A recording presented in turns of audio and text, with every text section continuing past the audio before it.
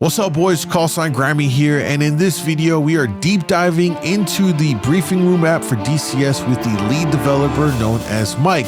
He was kind enough to reach out to me after my prior briefing room videos that I posted, where I tried to explain to you how to use this app. It's free, how to kind of walk through it to set up your missions.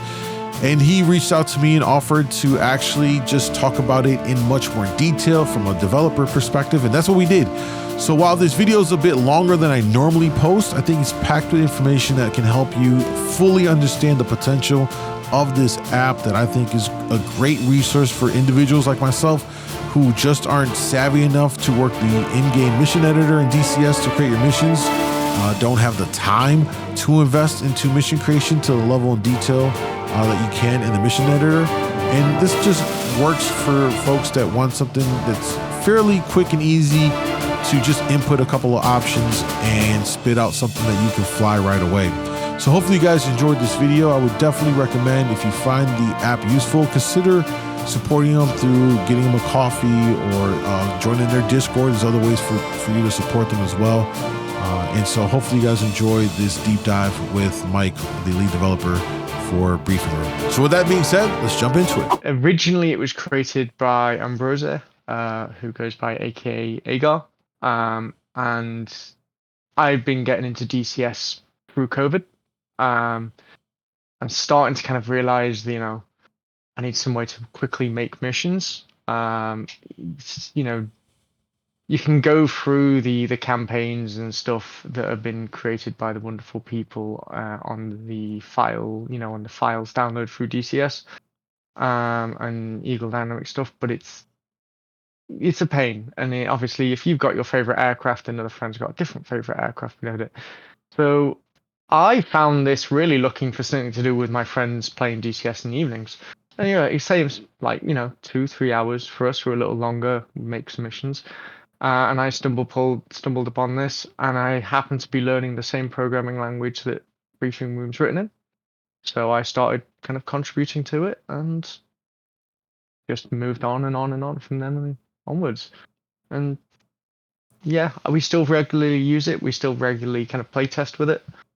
As a group, there's about 3 or 4 of us, and we're not serious at all. A lot of the time, we just get in the aircraft, mess about.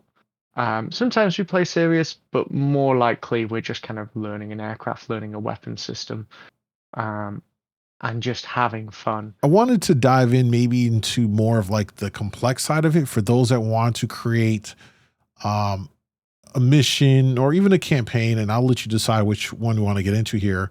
But I would love for you to kind of show us the level of kind of depth that we can get into for someone or a group of friends that want to create something a little bit more intricate through BR. Could we do that? We'll have a look at the full generator. Okay. The full generator is kind of like all max options.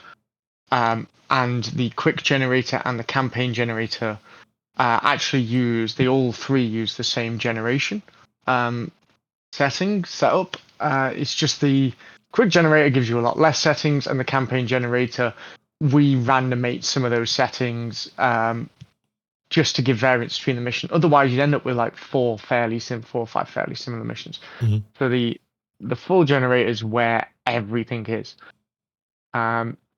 It's fairly similar to the campaign generator, so a lot of the options are similar. The first kind of big difference is it's more multiplayer orientated. The campaigns can do multiplayer, but it's not as orientated to it, because most people download them and use them in zips. For those who do want to do a multiplayer campaign, just unzip the zip file that you get, and that'll give you all the missions. I have heard a moan that people want an ordering to them. I'm going to work on that. I'm going to make the files numbered to give you an order, but that's to come. We're on the first page here for the full generator for the context and environment. Pretty self-explanatory in this area. This is, in this part, we're just selecting the theater and the time period for the most part, and then the conditions, right? Yeah, more or less. This is fairly similar to the other ones we've had. think we can probably jump onto flight groups, Sounds as there's good. not much particularly in there. Okay, we're So in flight groups. groups has got a few things in it that are a bit more in depth. First, there's the advanced tab. So this was to kind of deal with those who are a bit more kind of orientated on, they want the right call sign, and they want frequency. This is less reliable, as it's not really kind of kept up on as much of the other stuff, but it is there for people. The few things that is worth noting is if you do have the installed version, you should be able to access the payloads of your specific aircraft that you've set up and saved on your machine. So I think on mine, if I go to the F-16, I've got some of my payloads. I think I know what you're saying. I don't know that I set anything up myself, but it would show here in the payload dropdown, correct? You would scroll down and it might be like seed setup or something like that. It would display in this list. Is that the idea? Pretty much, yeah. So it means I can set my aircraft up with the loadout that I'm used to. So I know you mentioned before that it's good for changing it up. But if you have got a really nice loadout, you're playing a harder mission. Mm-hmm. You don't want to reset that loadout. You can access it. And it's also the same for liveries, by the way. So if you do have any custom liveries installed, they can turn up in the livery dropdown as well. I found that the generator does pretty damn good with giving you the right tools to accomplish the mission at hand, and oftentimes it gives you something that you may have not really used often. And so I've had a couple of times be like, oh, how do I use these guys again? Let me go look a video up real quick. Oh, okay, I remember now. Because I think we get wrapped up in using the same routine in our favorite aircraft. We run the same, air-to-air loadout, or run the same ground loadouts, and we forget about all the other options there. That makes it interesting, I think. The generator looks into what missions you have, your kind of what tasks you need to do, and it will attempt to select or classify that as, a seed mission, a multi-role, or something like that. And then it uses the groupings that are provided by DCS when it saves the payloads and how their payloads are set up, which means it can, choose the fairly right loadout. We don't actually know, there's no evil choosing in it. It just says one of these seed set, and it will just randomly choose that if you leave it to auto. We checked out the advanced section here for those that want to do a little bit more advanced with the call signs, as well. The other section here that maybe you can explain about, because these next three sections here, I never really messed around with too much here. So could you walk us through what dynamic spawning, the dynamic cargo, how do these work? What are they for? The dynamic spawning was added fairly recently by Eagle Dynamics to DCS, and effectively it's at the moment, multiplayer only option, though you can self-host a mission as if it was multiplayer, so it's available to everyone. It's just a little more tricky for single player. And what it allows you to do is it allows you to spawn aircraft at selected locations and choose your loadout and choose if you're hot starting before you actually spawn in, which means you're not limited by what aircraft is at what space. So if you've got an eclectic friend, for example, of one of mine, who loves to fly weird old aircraft, I don't have to make sure that there's his odd choice of aircraft. I can just set dynamic spawning how I want it, and then he can choose his aircraft. The way BR does it is we have the drop down, and that will choose all friendly strike packages, home base, and none. We'll get back to strike packages, but in general, it just chooses where this setting is enabled on the air bases across the map. So obviously, friendly means you can only spawn at friendly places. Strike packages are limited where basically it's difficult it will make sense later, but it's where they spawn. Home air base is, of course, your home air base. And if you do select all, It will count if you have hostile players, so anyone who wants to play on the hostile side will get access to it, or if you capture an airbase through the in-game capture system, it will also have access to that. The lower options, carriers and FOBs, fairly self-explanatory. It means that your carrier and your forward operating base is turned on and allowing hot starts. So you can choose to hot start if you want. All right. And then for dynamic cargo, same kind of concept? Fairly simple. Yeah, similar, same. It's not as fully developed by ED at the moment. So I think only if you have the Chinook can you use it. They said they opened it up to all aircraft in the other patch, but I've not seen that work. So hopefully that gets working and we can do more with that. Cool. But it's just a capability option to turn on. All right. And then strike packages here. Let's talk about strike packages. And then also, there's on a couple of the pages here, there's this section where it says view location hints, and we'll love to dive into how to utilize that. But let's start with the strike packages. So strike packages solve the problem that a few more of the multiplayer groups had, where they said they want, some helicopters, for example, to do some transport missions. And they want some aircraft to do some cap and some CAS missions. And they were finding that the helicopters had both sides, all flights had every single waypoint, and it seemed a little pointless. Mm-hmm.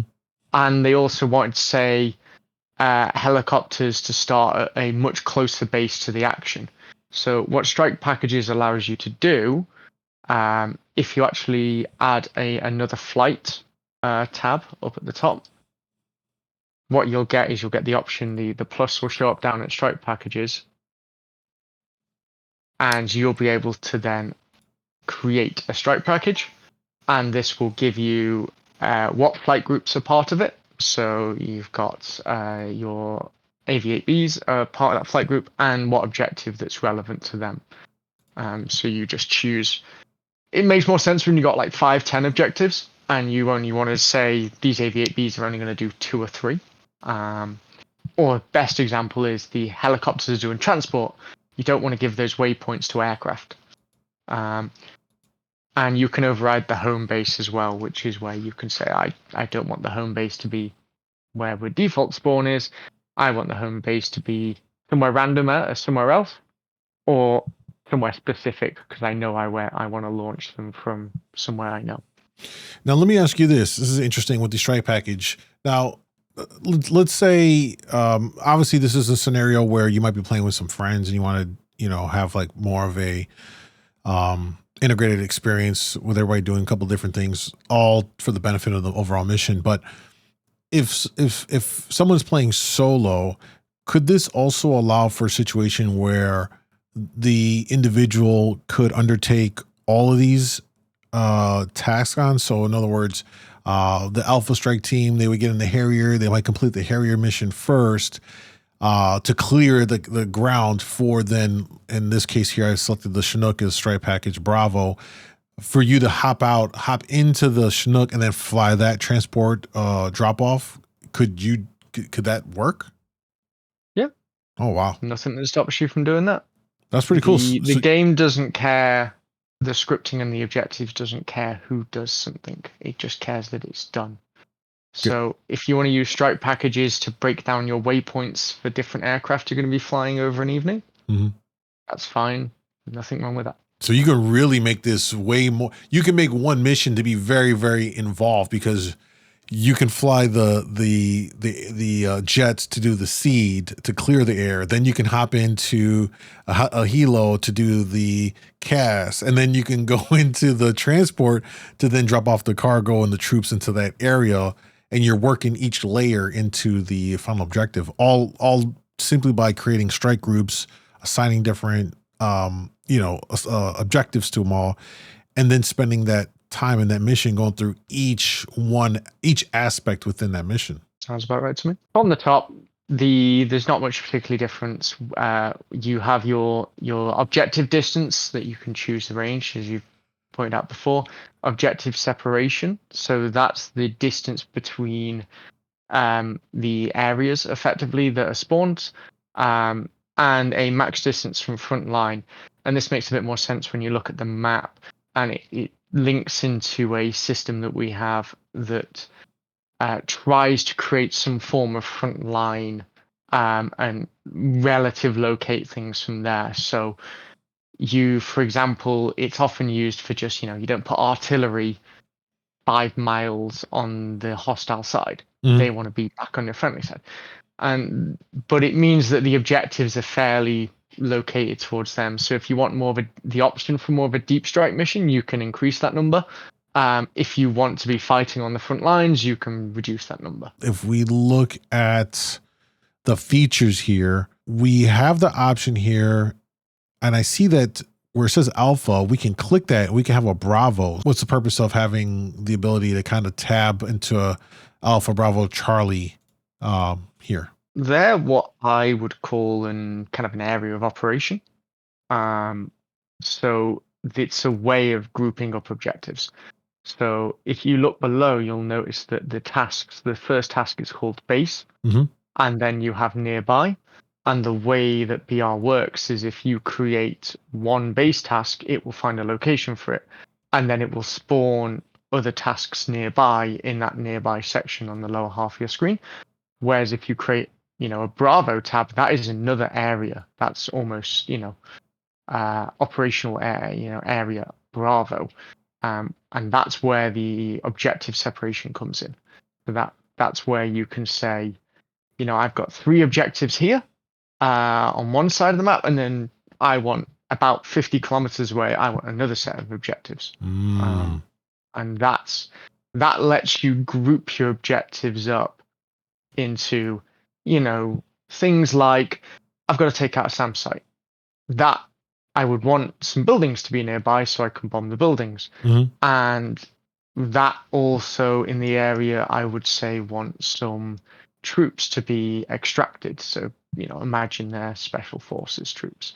But in an entirely different area, I want, say, a tank battle to be going on, and I need to be doing cast support over that area. That makes sense? Yeah, no, it definitely does. And I for some reason don't know that I caught this on my initial video. So it's a good catch. Now, when we look at tasks here, I'm not going to cover the features here. I already kind of covered that in the initial videos, but a question in regards to the preset here, it defaults to custom. Now, if I click on custom, obviously we get a drop down of various other kinds of specific mission types. What's the pros cons from, let's say, picking one of these in this drop down menu from leaving it in custom and then clicking into tasks? What is there an inherent difference between these?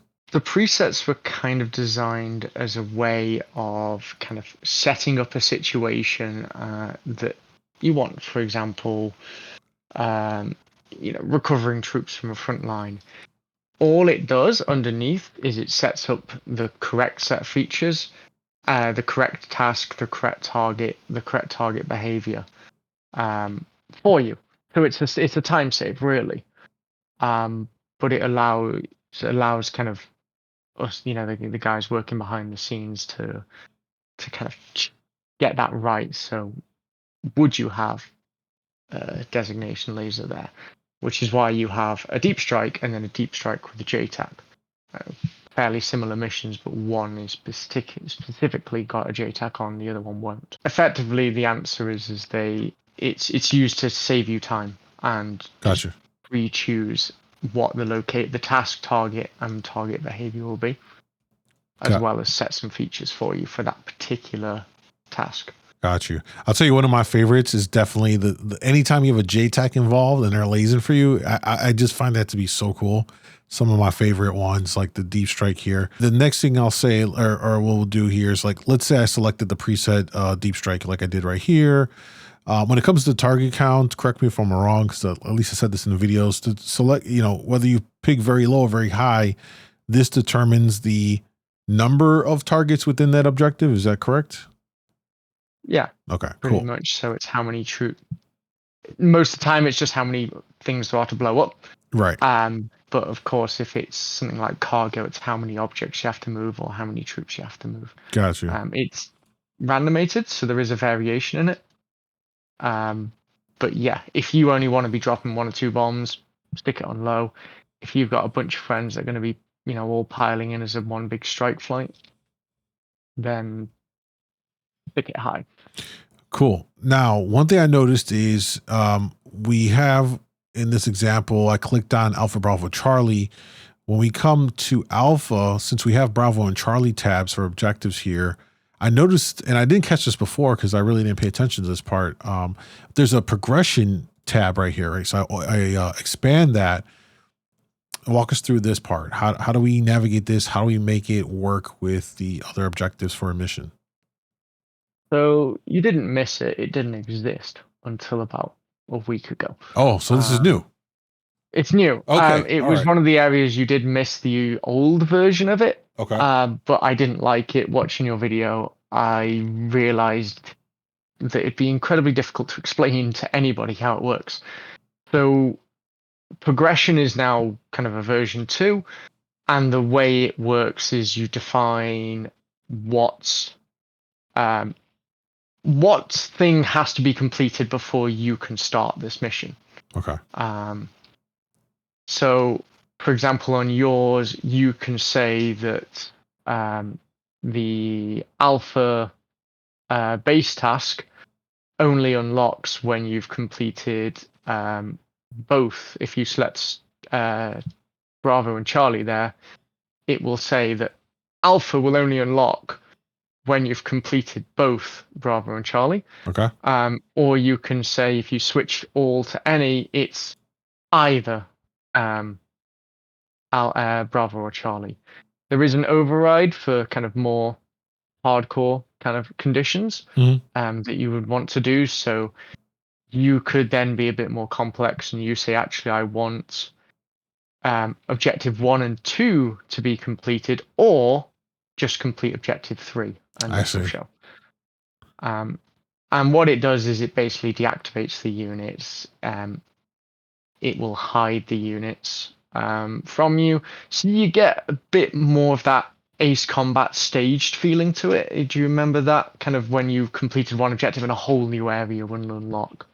That's the idea behind it. It means you can't go attacking a SA-10 SAM site on the other side and you know where it is and everything. It allows you to do things like surprise your players and surprise yourself by saying, hey, there's a SAM site here, say, that's going to be turned off. It's going to hide. And it will only turn on once you've done enough damage, you've taken out the CAS, the aircraft or another objective.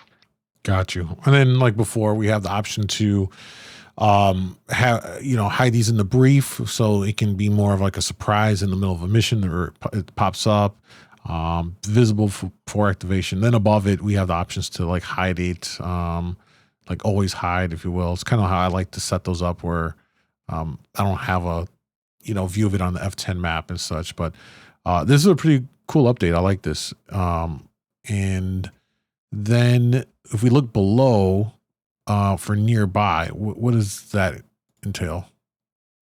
So this is what I was talking about when we said that you would have objectives nearby.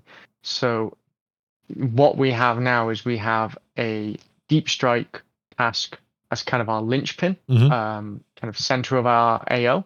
And then nearby that, you're going to have another task here to blow up some military vehicles, which is how you can create those kind of areas of activity and areas of things to do. And that's pretty much what it does. This has been added to Quick Generator as well. So you now have the option to add that in as Quick Generator, as well as the Campaign Generator uses it as well. So there's the option to find clusters of objectives rather than just one objective here and then you got to fly. Yeah, I was just about to say it can make it more of like an active, you said it perfectly. It gives you just more of an active overall scene of things happening within a smaller area, and that can make it really interesting. There was a mission I I went to begin the film for the channel, and I think I set it up in this way, unknowingly, I guess, because there was so much stuff going on there that I was getting shot down by something that was totally unrelated to what I was doing. And so I have to complete that mission, get it up on the channel. But this can definitely give you that active and busy. For me, what I enjoy in DCS are moments of high tension and a certain level of uncertainty. I find that to be the big kicker and thrill for me when you're going into an objective and then all these other things pop up and like, holy shit. And, you got to react to it. You've got to figure it all out to complete it. I like that a lot. And I think this is a great way to help to give you that feeling, because there's a lot of activity going on within that area that you're operating in. A really, really common use case that I get asked about a lot is what you can do is you can set up a CAS objective and a cap objective, which means if you've got, if you want to clear the sky, you have to clear the skies first, and then your CAS can go in. And that's a way of giving kind of both activities an objective that's trackable and completed. Let's jump on to the situation tab here. This is fairly simple. I don't want to spend too much time on this, but this is essentially where you're going to select the level of difficulty, correct? More or less, yeah. It's kind of more about selecting the threats to you and the help you have. So you choose how well skilled the units are, the anti-aircraft strength in terms of ground fire, and then the combat air patrols, how many will spawn, and so forth. And the same happens from the friendly side. So if you fly in, say, an A10, you may want to set your enemies to weaker and your friendlies to stronger, so you can use tactics like running back to friendly airspace and using that, the friendlies to help you out. It is quite fun setting up situations like that. Running away when you have no anti-air capability back into safe airspace is quite fun. Okay. Combined arms. One of the questions I have about this is, in some of my missions, I've just added a JTAC in there. Is this human playable, or how is this supposed to work in the game? This connects up with the DCS combined arms module.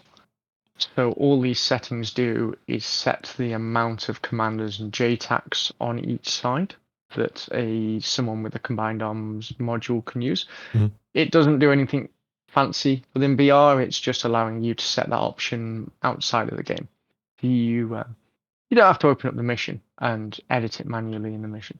Let's go to options. This is a really, really fun part of adding to what I believe to be the tension and the real feel of like a real battlefield in the mission you're going to fly, because there's pretty much the world's at your fingertips with being able to add all these different elements here. So there's a couple of areas I do want to spend more time with, and we can kind of brush over some of these. For instance, Fog of War, pretty self-explanatory, folks. What do you want to see? Do you want to see only your allies, only known units, you're only yourself, or nothing at all? There you go with that. You can choose that. When it comes to mission features, as I said in the initial videos, these are options for you. And the great thing is, this is a kudos to you guys. I mean, you hover over it and it tells you a brief description to help give you some ideas to what the selection will mean for you. So for instance, anti-air FOBs, if you click on it, that means it's going to add a few friendly anti-air around each fob. And you go down the row of these things. Now, all of these that we select here, for anything that we do select in here, these are just, correct me if I'm wrong, they're just NPCs. Think of them just like any other video game. They're just going to be NPCs doing other stuff that doesn't really interact with what we are going to do. They're just there to add to the, let's say, the ambience or the feel. Is that correct? Yeah, they don't have any special interaction with the player. They just do a seed flight. So they'll just fly to an area, attempt to take out anything in that area, fly back. You have no control over what they do. It's all independent at that level. Yeah. Awesome. Now I do want to spend a little bit of time here with the scripts part. And really kind of walk through, and maybe even you suggest, what are some of the ones you would recommend folks turn on for any one of the missions they may fly, or the campaign, or a full generator?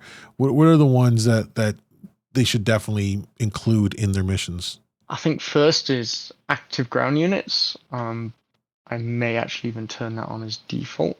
That's probably one of the big ones. So all that really does is just route, ground units to attack each other. But it really does add to that kind of combat feel that you can then fly over an active battlefield, and it's not a static world where units are just placed down and they don't do anything. Which means that all these kind of, independent NPCs are now doing something. I would say if you're flying a helicopter, the CSAR script. So that's I think it's Crimbob's CSAR script. And that just means that you have pilots. When the pilots eject, they appear on the ground, and you can take a bit of a dynamic mission and start recovering, your pilots, your friendlies that are down.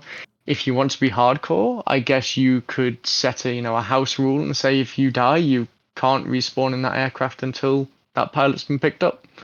But that's a good fun one. That just adds to the kind of realism, and it's something I wish ED would put in, is proper CSAR and not having to pick up M4s, M4 armed infantry off the ground, where you actually get to pick up pilot units. Yeah. Fingers crossed. One day. One day. Okay, what else should we have in here?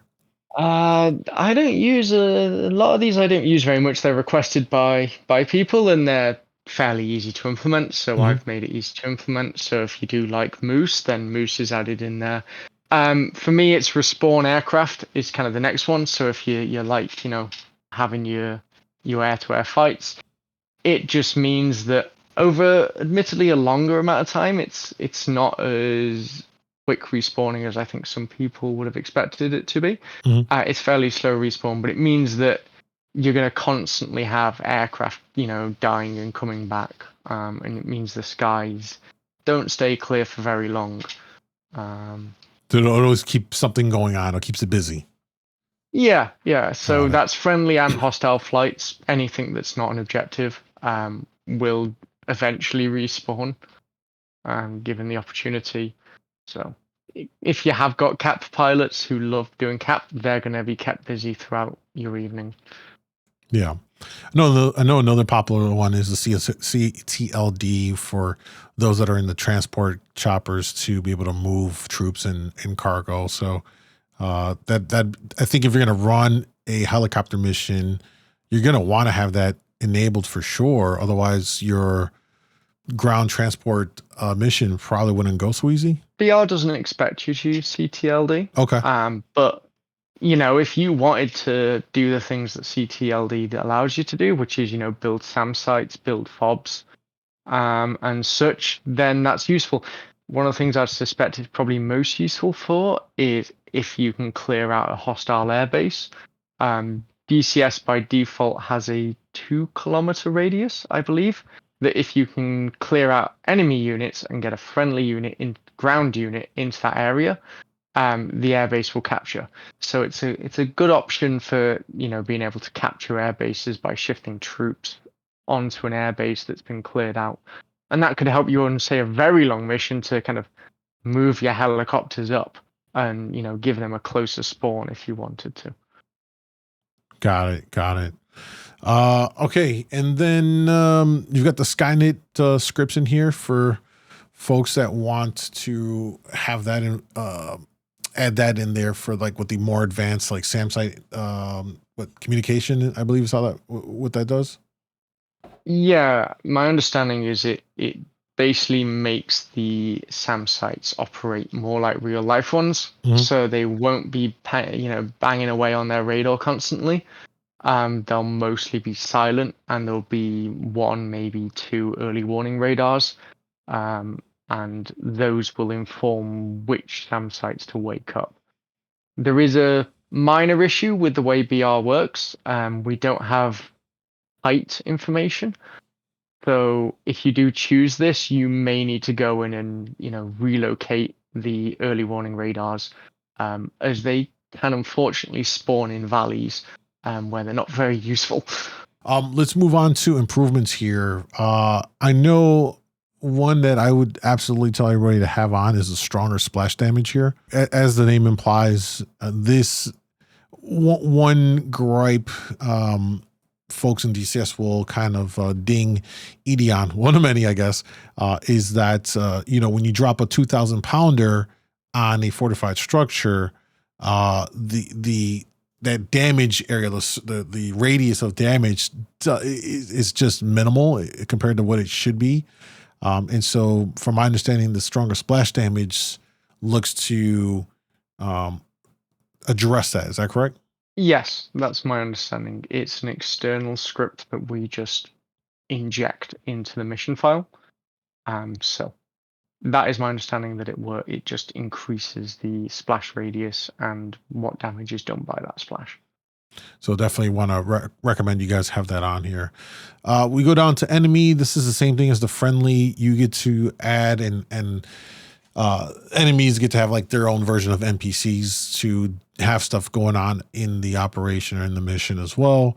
The one area that is important for sure is your direct support. So as you're completing your mission or whatever your objectives are, you may need seed, you may need cap, and being able to call them in the mission. This is what, selecting these here, any one of these is what's going to allow you to do that. So don't overlook that section there. The other section, I think the rest of it is self-explanatory. I think we covered it. Was there anything in here before I skip down the mission options you wanted to touch on, Mike? Not necessarily. I think the advanced aircraft spawning is a bit of an interesting improvement that you can choose. So that gives more options, more chances is probably the more accurate word, for friendly and hostile cap to spawn. So by default, if it doesn't spawn at the start, it will only spawn when you complete an objective, or if it's respawning. With this turned on, then if you're detected, then there's a chance that they will spawn to deal with you. If you kill an enemy unit, then there is a chance for them to spawn, which means that the enemy's a bit more responsive and they're a little less predictable. For those who play BR missions quite a lot, you can start to see the way it works. Advanced aircraft spawning will kind of break that up and give you a bit more dynamic response of the enemy side. As we scroll down to mission options here, a lot of these seem to be pretty self-explanatory.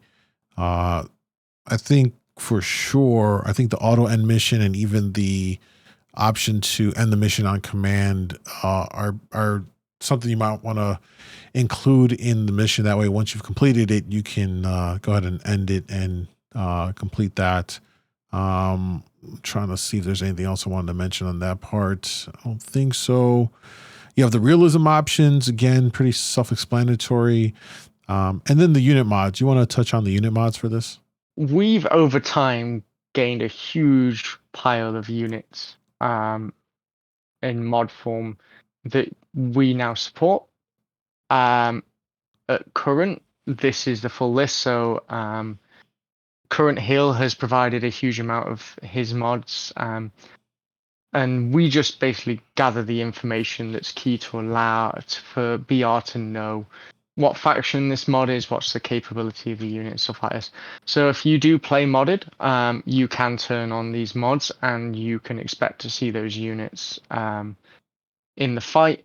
And if you go back to flight groups temporarily, you will notice that there are the options. If you select start on a carrier ship fob, mod units are in there as well. So the CH bracketed ones are the Current Hill ones, and there's a few others from various mods. So that definitely gives you expanded opportunities in there. So you have a good amount of these are freely accessible online, so you can add them into your DCS as well. And then it'll just inject it in there, or they'll inject the assets in there, so when you're in there, you'll see them. Is that the idea? Pretty much. Got it. Yeah. Let's get to this one. I call this. I think we should rename this the cheat list instead of the unit ban list. but for folks that let's say absolutely despise a F5, they absolutely cannot stand a MiG or SA-15 site. This is essentially where they can kind of cheese it, correct? Yeah. No, I've seen some over the time. I've seen some fairly valid use cases of it that is a little less cheaty. For example, if they want a situation where they're fighting against somebody who really shouldn't have long-range anti-air, then you can turn that off, and you can turn them all off, and you can say, I want to fly in an era that stuff doesn't exist. And it may have technically existed at the time, which is why it may spawn, but you want to say, that doesn't exist. Mm-hmm. Or if you've got a unit that, you don't like, or you find you have issues with for some reason, then you can turn them off too. A good example is the civilian vehicles. You don't want to be hitting cars and stuff like that. You want to make sure you're only military targets and stuff like that. There are some maniacs. So they're not a concern. There are some maniacs, Mike, that they would gladly bomb a family of 4 in their civilian car in DCS. Okay, I've seen the clips. No, I mean, fair point though, right? For the accuracy, I guess then this is an area where you can dial it in for the time period accuracy and such, right? Yeah, and some units, if you're, say, trying to do, I don't know, somebody asked me for a Vietnam style one, you can say, oh, well, this carrier and these ships weren't in the, that sea, they weren't in the area. So let's disable them to make sure they don't spawn. Even though they're in the US armory, mm-hmm. You may not want them there because they weren't there. And if you're a little more towards your detail on that, this is where you can tune it. Perfect. And then finally, we have the briefing here. I never toyed around with this. Is this just for what? Just if we wanted to put our own briefing in? Pretty much, yeah. If you want to, write something that's a bit more poetic than our lovely generated briefings, mm-hmm. That's all it's for, really. It's so you can, maybe you've got a story in mind and you can write it out and you can give it a custom name and a custom story if you're more of a storyteller kind of person. Perfect. All right. Now there's one last thing. We touched about it. We touched on it earlier. I know you said you were going to circle back on it, but the view location hints, can we dive into that now so we have a better understanding of how that can be used and what it's for? So that can I click on it here, or does it matter where I click on it? Let's go back to missions.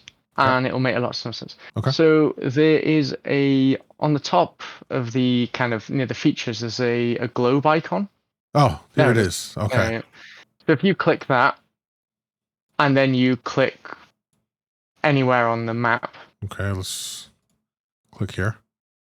So that will put down a hint that Objective Alpha should be somewhere around that area. Oh, okay. This allows you to give the tool a bit more of direction than just choosing your situation. So maybe you have a situation in mind, but you really want to hit Takumi. You want combat ops around there, or you like the mountainous regions and you want to fight more in the mountainous regions, not the flats. Or you hate the mountainous regions because you're a helicopter pilot and it takes ages, and you want to fight on the flats. This is how you can give hints to the tool, and it will try its best to kind of fit your needs. And you can do this for every single objective. I think you can also do it. You can also do it if you have a fob or a carrier as well. Yeah, because I think there's the option for that too. That is pretty cool. So you could be more specific by utilizing this to try to get the generator to put that objective in that vicinity as much as it can. Obviously, it's taking in. I think people need to also keep their expectations in check, because you're putting in all of these data points and all of these parameters for it, and then if you try to put in, say, okay, well, based off of everything I said, I wanted you to put it right here. Well, right here might not work based off of all the other information you've fed the generator, right? So they kind of got to kind of massage it a little bit there to kind of get it to work. I've learned that myself by creating certain missions with like the Apache, and it would set me up with like flights that were like 200 miles. I'm not flying 200 miles in an Apache, so you have to go back and adjust the objective distances or the separation or the, so on and forth to kind of get it into what you're looking for. So I would say that for people to keep it in mind. Change your flight option on the start on airbase / ship / FOB. Okay. If you change that to something else, not airbase, you will get an option to give a hint there as well. Okay. That icon then appears, and then you can provide a hint that you want to carry. There it is. There. So now you can say, oh, perfect. Yeah. You could do something like that and say, hey, I want to launch from the Tarwa right here, and then I want to kind of go here, and then see if the generator can actually deliver something close to that, if not that exactly. Sometimes needs some massaging. There's far too many options in here that will counteract each other, and you can find that one, you end up with 200-mile helicopter flights, which I don't even want to do, but if you've got the time, fine. Man, not really any autopilot in our helicopters, so yeah, not for that long anyway. It's not fun, man. Even when you're topping out at 100, whatever, it still takes a while. So no, not interested in that. We also have these other options here for briefing editor, kneeboard editor, situation editor. The names may tell us all we need to know about it, but anything you want to touch on with these aspects and how they can be used? So they're all tools really to be used after the fact. So once you've generated your mission, but you say want to make edits. So the briefing editor allows you to load up a mission. Unless the DCS mission editor has changed, it doesn't really format your messages, your kind of stuff very well. So the briefing editor allows you to load in a mission that you've already created and then make edits to it and keep that formatting, which is really important. And obviously it allows you to change all of the options underneath the tasking, so blue task, red task, and neutral task. So it's a lot for editing if you want to, make an objective a little more clear, or, maybe the description of the mission is particularly bad, and you want to make some edits to it. Maybe it's got some fairly broken English in it, just from how it's generated. That's where you can do that. All right. Kneeboard editor, it's basically a way of kind of editing the kneeboard images. So once again, you load up a briefing room mission that's been created before, and it will then give you HTML to edit. So once again, it means you can update the names of things, add tasks, add maybe the rules for your, the server evening for the night, stuff like that. And that will regenerate the physical images that then show up on your kneeboards. So you can make sure they're accurate and exactly how you want. Perfect. And then finally, the situation editor. So this is a bit more of a looking into the inner workings of the tool. So you can choose your theater and set the map. And what this allows you to do is draw your own situations and then save them. So it's a bit more involved. There are some options on the side. If you click the first one, you may freeze up for a bit, depending on the map. And this will show you all the spawn points. There's a bit of color coding to them. So I believe blue is large. Green is medium and red is small size spawn points, and gives you a bit of an understanding of how briefing room works. There is a huge library of manually clicked spawn points that we create, and it's fairly laborious, and it also gives you an idea of why we don't particularly have any idea of if they're on hilltops or not, because all we have is the grid coordinates. If you choose something a bit more like the Caucasus map, you'll get a bit more of an idea of how many spawn points there are on. Afghanistan's new. I haven't really done much with it in terms of spawn points. It's definitely, yeah, there it is. That's why it took a second for it to load in. That's a ton. And then you can draw, click to start drawing shape. Let's see. So you can draw all types of shapes here and stuff. Yeah, so they will, if you complete the shape by kind of clicking your first point, that will create a blue zone of control. Okay. And you can create red ones, neutral ones. You can overlap them. Neutral is more of like, do not spawn here. And what it allows you to do is it allows you to create specific situations. So say you've got an area you want to fight over, or there's a particular battle you want to kind of recreate, you can create the front lines at that period of time. And it will do. It's worth leaving a gap between the control zones if you want a fight, because it represents more of like their secure ground.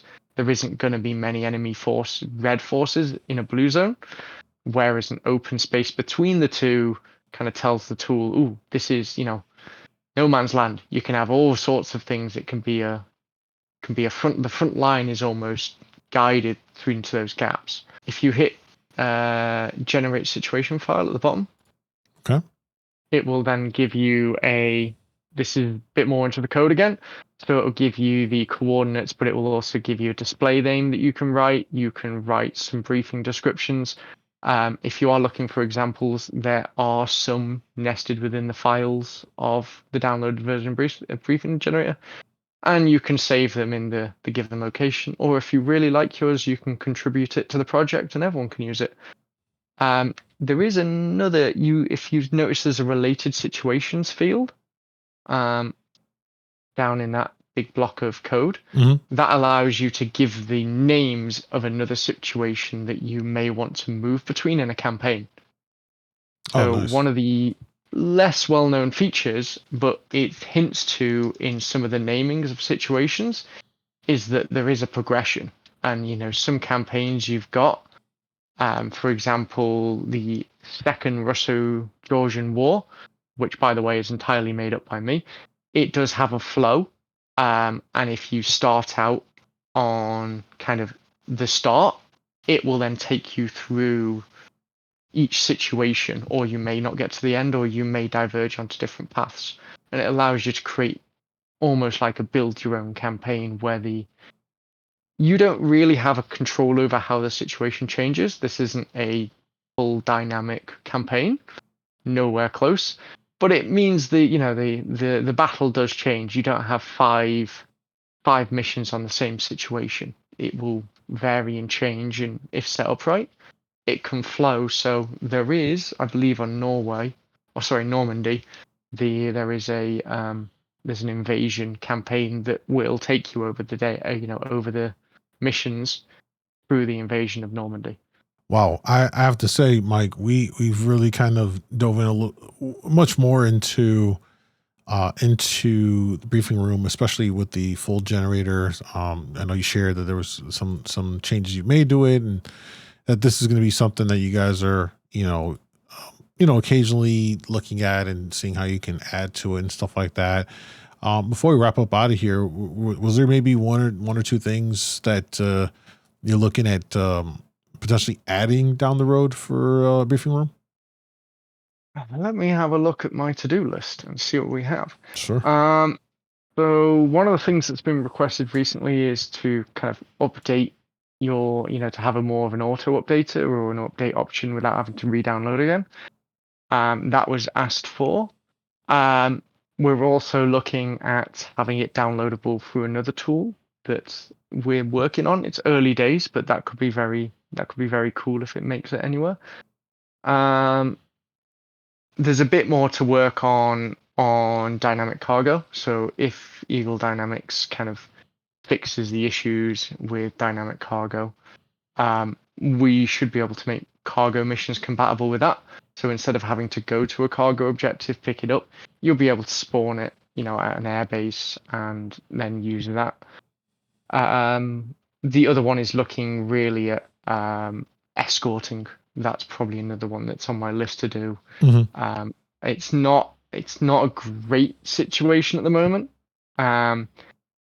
You will have aircraft that try and come in towards what you're trying to, protect, but it's not a true escort mission as in many other video games where you have these kind of situations that are forced. Most of that is due to the fact that it's quite difficult to know where an aircraft is in the game and to time a flight or driving or whatever of hostile forces to be in the way.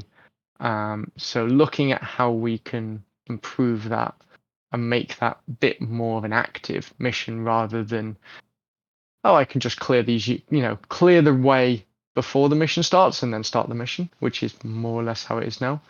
I'd like it to be a bit more of a, dynamic. You have to be on station, you have to be awake kind of thing. Gotcha. There is always tons of stuff that will come up in my head. I just have bouts of inspiration to fix and improve things. And of course, if Eagle Dynamics adds in new features to DCS that we can make use of, we do generally make use of them. So adding in new aircraft and new maps are the basics, but as we mentioned before, the dynamic spawning, that was a huge feature. And for a lot of people, particularly the more multiplayer scene, the co-op scene, really use that. So making sure that we're compatible with that and we can make use of that is something we always keep an eye on.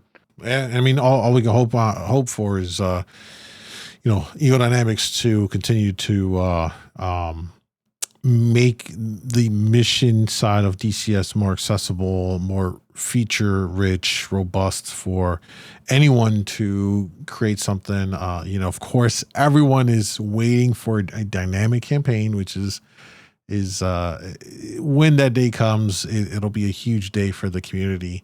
But there's no ET on when they may be. Although they did say they're aware, and I think they said in some prior podcasts or videos I saw that it is something that is on their agenda. So we'll have to wait. But in the meantime, I think Brief Room is absolutely fantastic and tool to create stuff for folks. And Mike, I just want to say thank you for reaching out and making yourself available to kind of just further talk about the app here. I'll link to everything down in the videos, as well as a link to support what they're doing. You can buy them a coffee for a few bucks. If you find yourself using this tool over and over, why the hell not? These guys are taking their time to create something that they can easily just keep for themselves, but they're making it available for everyone to use and enjoy. So thank you, Mike. Thank you to you and the rest of the team that's behind this. Thank you very much. You're welcome. It's been good fun making it. It is. I'm looking forward to seeing what else you can add to this and stuff. It'll be really, really cool.